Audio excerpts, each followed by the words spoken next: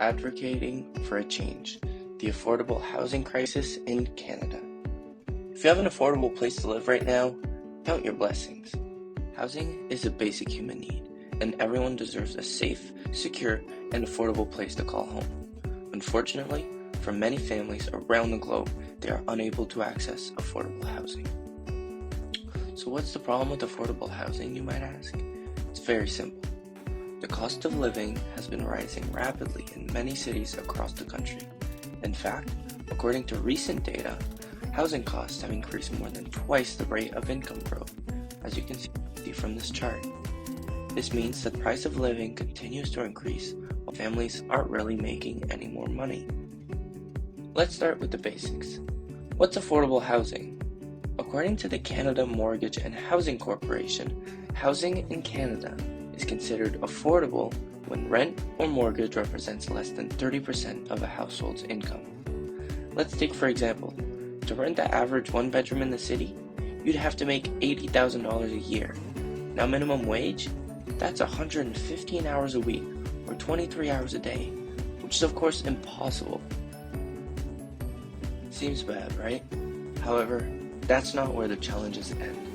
Families and individuals are confronted with numerous additional limitations that compound the issue, making it even more difficult to access affordable housing.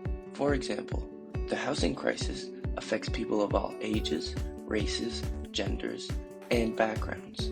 Families with children, seniors, and people of color or with disabilities are particularly vulnerable to the high cost of living. According to the National Fair Housing Alliance, there were over 28,000 reported incidents of housing discrimination in 2020. This discrimination can take many forms, including refusal to rent or sell housing, discriminatory advertising, and unfair lending practices. People with disabilities face major obstacles when it comes to accessing housing. Unfortunately, the majority of units are not designed to be accessible for people with special needs, which makes it particularly difficult for them to find a suitable place to live in. In addition, the cost of making necessary adaptations can be prohibitively expensive for low-income individuals and families. This shortage forces many people with disabilities to live in overcrowded, substandard settings and limit their ability to live independently and fully participate in their community. There are, however, existing solutions to help address the housing crisis. The government has implemented various programs to provide financial assistance to developers who build affordable housing units. The Affordable Housing Program, or AHP, and the Low Income Housing Tax Credit, or LIHTC, are two great examples. The AHP is a grant program that provides funds to finance the construction, acquisition, or rehabilitation of affordable rental or owner-occupied housing for low to moderate income families, and the LIHTC provides developers with tax credits to encourage the development of affordable rental housing. Community projects. Many communities across the country have taken matters into their own hands to combat the affordable housing crisis. Community land trusts and zoning policies are two solutions that you can see in many cities around Canada. Community land trusts are organizations that acquire and hold land for the benefit of the community. They provide long-term leases to homeowners at below market rates, which helps keep housing affordable. Zoning policies, on the other hand, is when communities require developers to allocate a percentage of units in new developments for affordable housing. This ensures that affordable housing is built alongside new developments, thus expanding the availability of housing units for those in need. Nonprofit and other programs. Nonprofit organizations also play a critical role in addressing the affordable housing crisis. Habitat for Humanity is a great example. They build and rehabilitate homes for low-income families. This organization relies on volunteers and donations to make ownership affordable for those who would otherwise not be able to afford it. Other organizations, such as Mercy Housing Community Partners also work to provide affordable housing.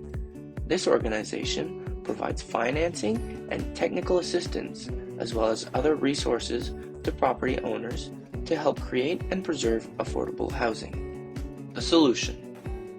So far, we've talked about the various challenges and existing solutions in addressing the housing crisis for this country.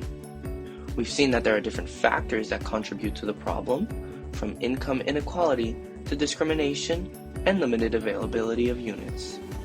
On the other hand, we've also explored some of the solutions that are already in place, such as government contributions, community projects, and nonprofit programs. But there is one thing that we need to acknowledge. The right solutions are already out there. Across the globe, different countries have come up with innovative and effective ways to tackle the housing crisis. From the Community Land Trust in the United States to the public housing programs in Singapore, there are models that work and can be adapted to our local contexts. So what's the problem then? Why are we still facing a housing crisis? The answer is simple. We need more. We need more time. We need more work. We need more effort.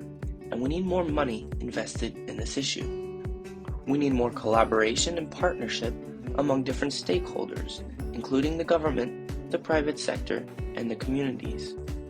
We need more awareness and education to inform the people about the importance of affordable housing and the different ways to achieve it.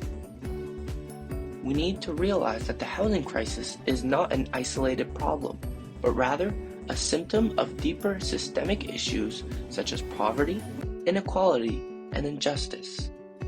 Therefore, fixing this problem requires more than just building more units or providing more grants. It requires a fundamental shift in our mindset and values, one that puts people and their well-being at the center. So let us not look for a new and fancy solution that may or may not work. Let us instead focus on what we already know works and work together to implement them in a more effective and sustainable way. Let us advocate for a change and demand more action from our leaders and ourselves. Only then can we truly solve the housing crisis and create a more equitable and just society for all.